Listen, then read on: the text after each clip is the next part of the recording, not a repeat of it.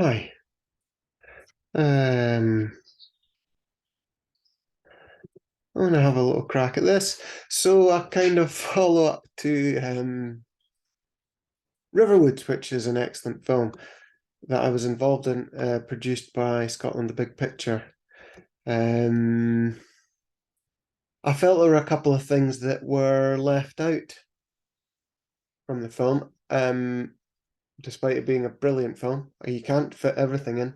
But one of the big things is Iceland. What about Iceland?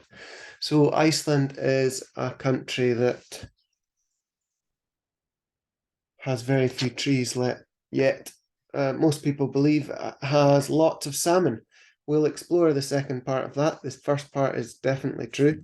Though interestingly, Iceland used to have about 40% tree cover. But nowadays, yes, it has very few.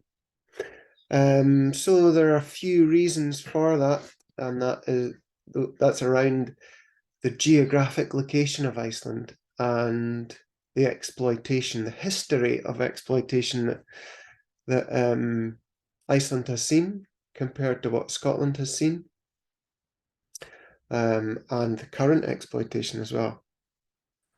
Okay, so some of the really quick points on it are um, Iceland is blessed with a kind of special geology, which means that it has insect mega abundance.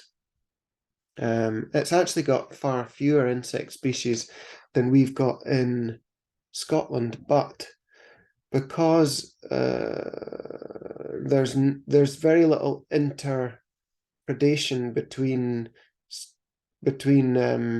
insect species in Iceland, and that kind of helps them with mega abundance. What few species there are mega abundant.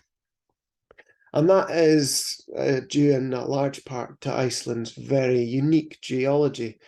This ground up volcanic rock substrate is incredibly productive, both for farming and for insects.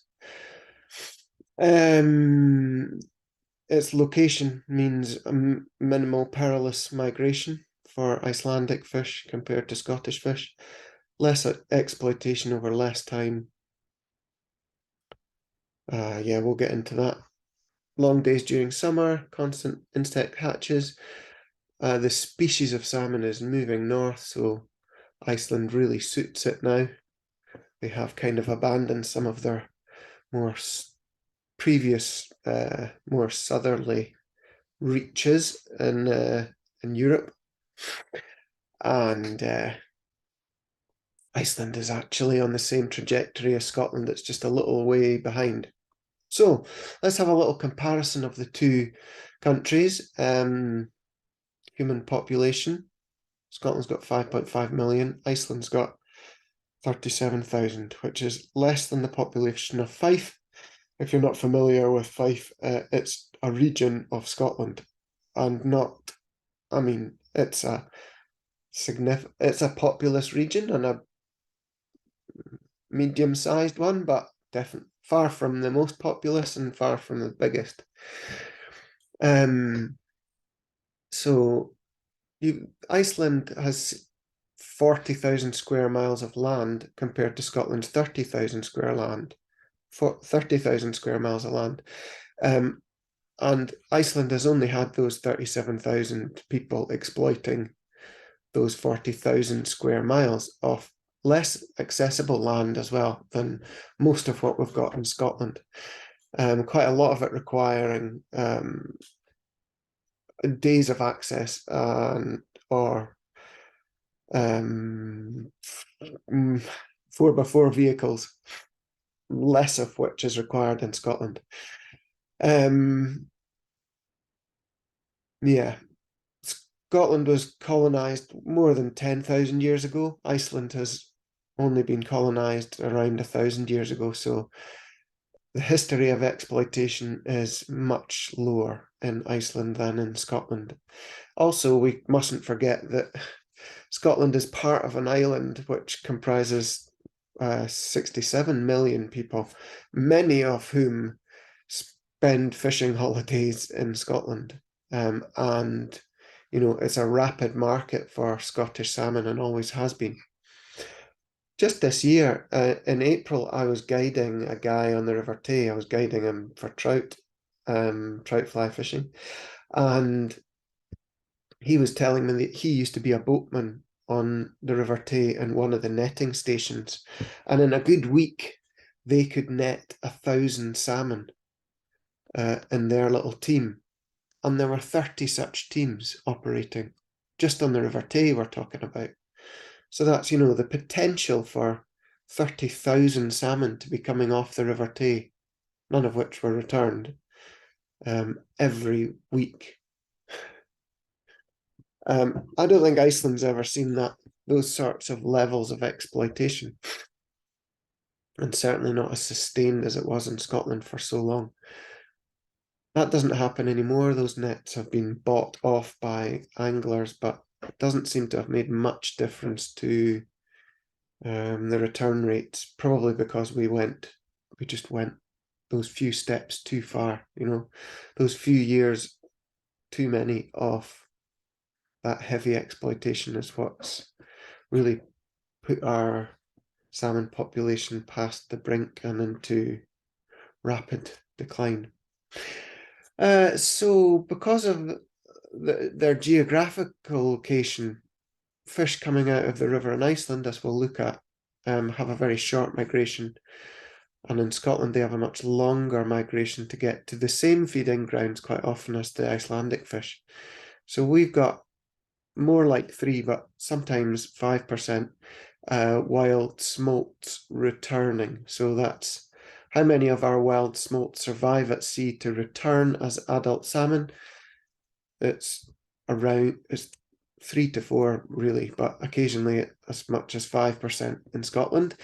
In Iceland, the latest statistic is 7.9% for its wild fish. Interestingly, it's only 1.4% for its ranched smolts. So if 7.9% of its wild fish return, but only 1.4% of its ranched smolts, that's, 7 times better, basically, for wild fish. So if we started ranching in Scotland, which some people seem to want to do, how many ranched smolts would return to us?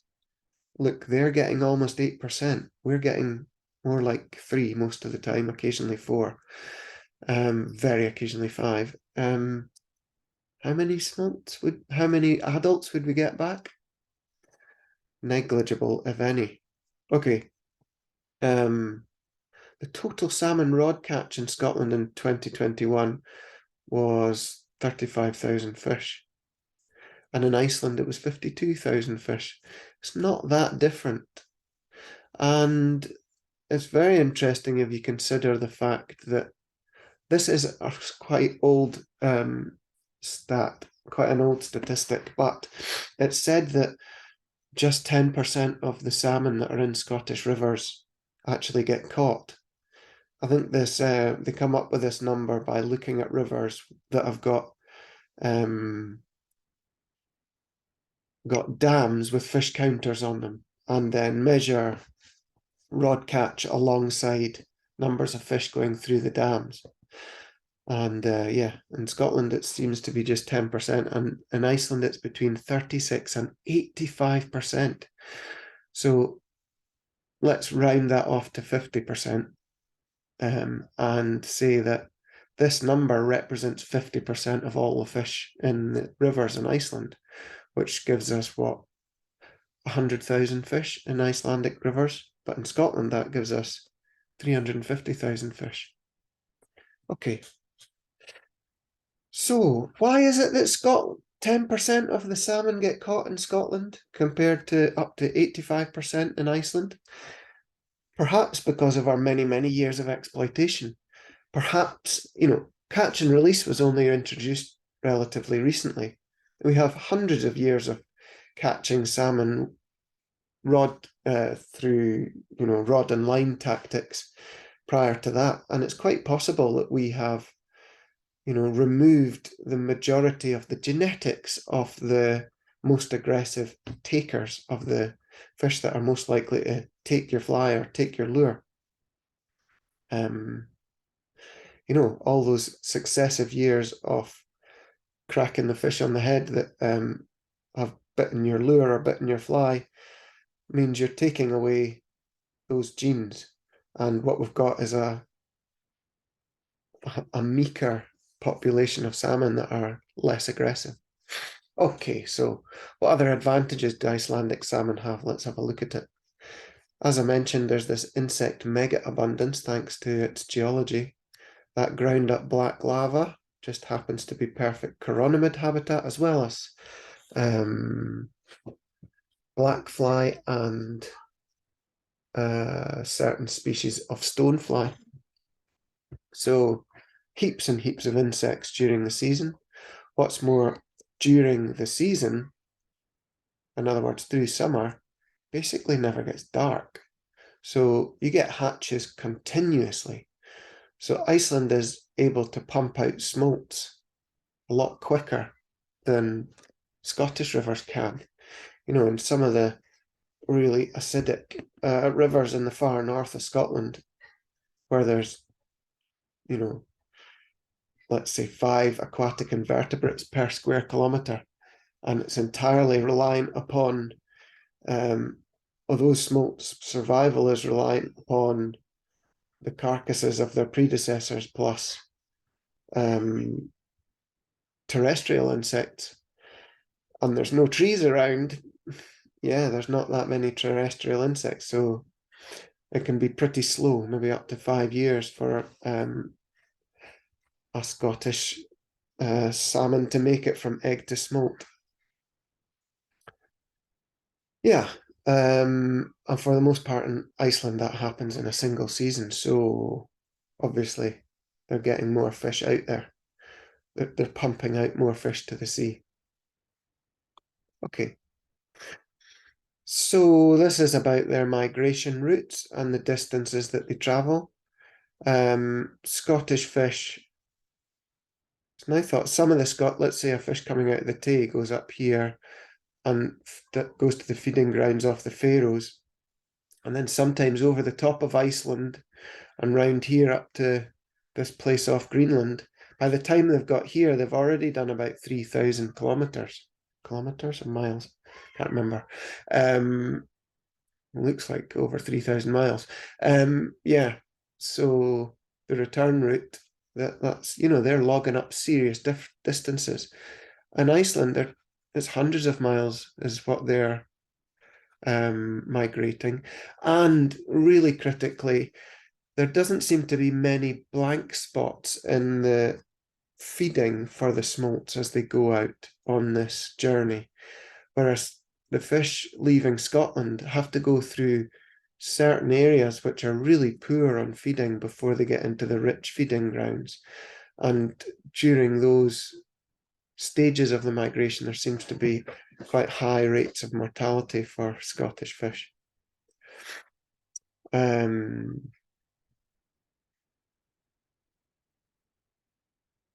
Yeah.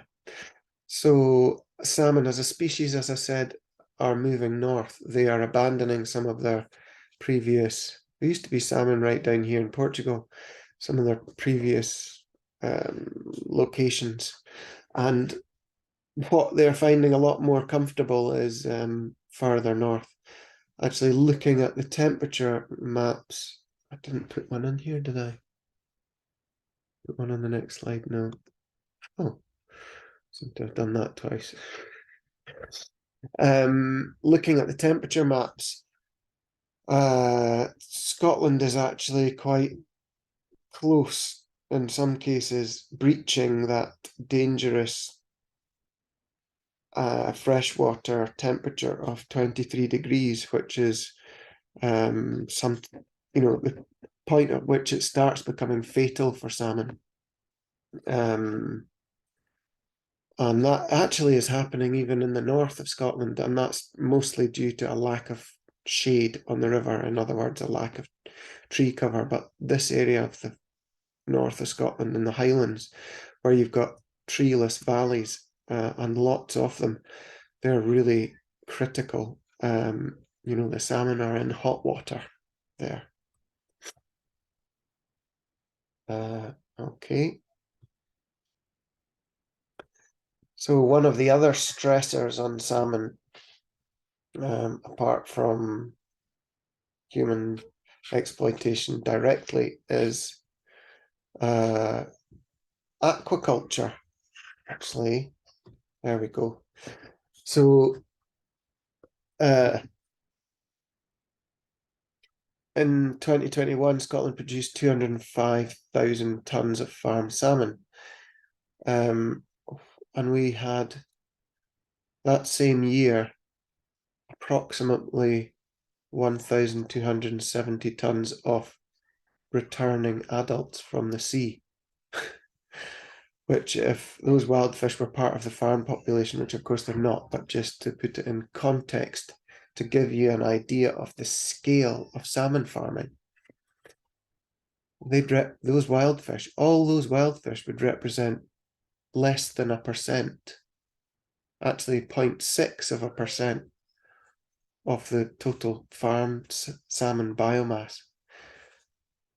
Now, in Scotland, I actually did this calculation a couple of years ago, so it's slightly out of date, but I added up all the losses over 10 years and then divided that number by 10, and I was coming out with around 100,000 salmon are lost from fish farms annually in Scotland. That's their 10-year average for 1 year, taken over 10 years. But yeah, each year they're losing an average of 100,000 salmon.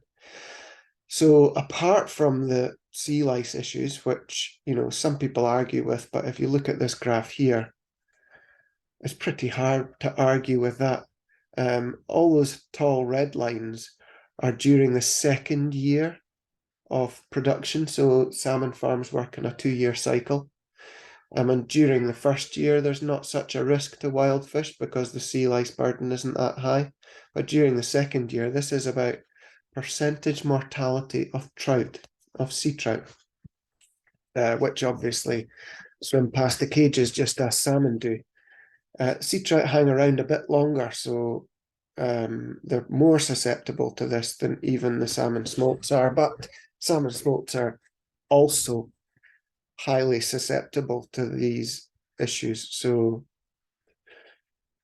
yeah, every second year, when you're in the second year of production and sea lice numbers inside the cages are high, well, that's directly translated onto what's seen outside the cages. This guy, Alan Kettlewhite, does sweep netting of sea trout in the wild to see what their lice burden is like. And yeah, I mean, you can't argue with that. It's so apparent. Well, you can argue, and the fish farms do argue with it, but I don't know. Yeah, what more can you say? It's pretty obvious. But here we go in Scotland, yeah. 205,000 tonnes, 205,000 tonnes of farmed salmon, producing a whole lot of feces and dead salmon that fall through those cages and make a sort of sludge layer on the seabed where nothing grows. Plus, yeah, the lice burden, the parasites that exist naturally in the wild, but multiply it and by significant orders of magnitude when they reach the densities that they can access salmon at in fish farms. Those salmon densities just don't exist in the wild. So you don't get sea lice densities that are the same. But when you allow the parasite so many hosts, you get a massive proliferation of the parasite. Then a wild fish is drawn in by the smell of the food, swims past the cage, and if you're a smolt about that size, and you get as many lice as you can see on that little sea trout, chances are you're a goner. Yeah, so there's masses more aquaculture in Scotland than there is in Iceland. Iceland has capped its salmon biomass. It's actually, salmon farming has started much more recently in Iceland than it has in Scotland, and they have only very recently and very rapidly increased their salmon production. So I think it went, the year before this, it was capped at 70,000 tons, and then they put it up to 106,000 tons. And prior to it being 70,000 tons, it was much less, 40,000, I think. So it's been a very rapid expansion there.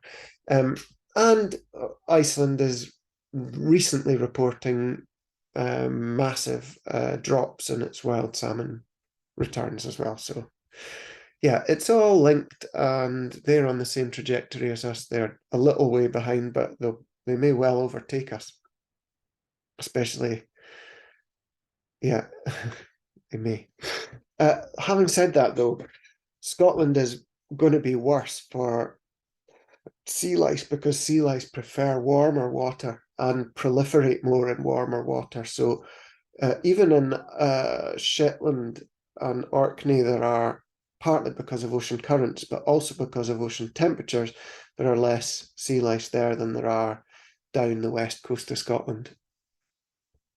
And Iceland is less likely to experience the severity of sea lice strikes as Scotland has seen. Yeah, they are understanding their situation as well, and they are planting. So yeah, we're all kind of coming to the same conclusions. This is a bit about how important trees are in helping to form, not only to cool the landscape around rivers, and we know that their leaf litter provides food for aquatic invertebrates, and their deadwood is a place for lots of insects to live and thrive, and insect abundance to grow significantly. But also, trees are important in actually creating clouds and forming rain. So in order for condensation nuclei to form, microorganisms are required. I didn't realize this until recently, but I watched a brilliant, I think it was that one, video about water stories by a guy called Zachary Weiss, who explains how, I'll let him explain it better than me, but basically there are lots of microorganisms all over plants as well as in the soil, and some of those microorganisms help to form condensation nuclei and help to form clouds and then water vapor and then clouds. I'd also like to point anybody that's interested in the temperature lockers stuff and the importance of planting, or if you were looking at priority sites for planting, to the work of Dr. Faye Jackson, who works for Marine Scotland. She's doing great work, and she's got a good video out, which is part of the FMS, Fisheries Management Scotland series. Really good. Lots of good videos in that series, actually. A little bit about our work as well. So I work in river restoration, and we use this model a lot to help us kind of guide restoration work. And what you're looking at here, these pie charts represent habitat and ecosystem benefits on this one, this pie chart with these pale colors here, and hydromorphic attributes on these ones, these kind of stronger colors in these pie charts. So for example, in this one, the pink is habitat, the green is water quality, the blue is biota, and the yellow is resilience. So resilience to, climate change, how resilient your river is. So this stage 0 block square here relates to this stream type where you've got multiple channels rather than a single channel. You've got multiple channels with vegetated islands in between them. And the bigger the pie chart, the more benefits, and the healthier the river, and the more resilient the river. So stage 0 is really the sort of nirvana state for rivers, but it's only applicable to depositional reaches, usually where there's a floodplain. But if all our rivers had some of this, they would be much, much healthier than they are at present. Where you've got a tiny little pie chart here, you've got no hydromorphic benefits and no habitat and ecosystem benefits either. So, hydromorphic attributes or ecosystem benefit. And that is represented by, widening degraded channels where you've just got a single channel and it's incised, so it's cut into its banks and it's keeping on getting further away from its floodplain. It's usually one speed of flow, one depth of flow. Not good. What you want is habitat mosaic, just like in all matters in ecology. When you ask a good ecological forester what represents a healthy forest, he'll tell you standing deadwood, lying deadwood, growing trees of all different age classes, some bare rocks with lichen, some, everything you can think of you want in there. You really want ponds, you want running water as well. And that goes just for all ecology.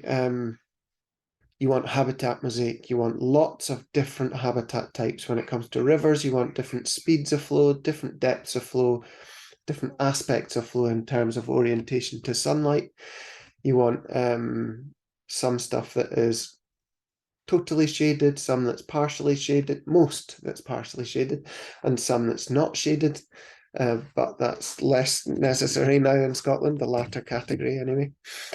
Yeah, so I've not been very well for a week. This is my first day out of bed. Anyway, yeah, so these are healthy river forms. These are, well, certainly these are much less healthy river forms. But if you've got enough deadwood going into your river, you can actually move it on quicker through this process. So this is a kind of a constant cycle, although this is the most stable situation, most resilient as stage 0. But occasionally, usually because of human impacts, this will start degrading and getting into these worse states. But as I say, if you've got enough woody debris, inputs from beaver, for example, or humans can, river restorers can do it themselves as well. You can reconnect rivers with their valley floor, with their floodplains, and bring health back to a system. Okay. Ciao for now.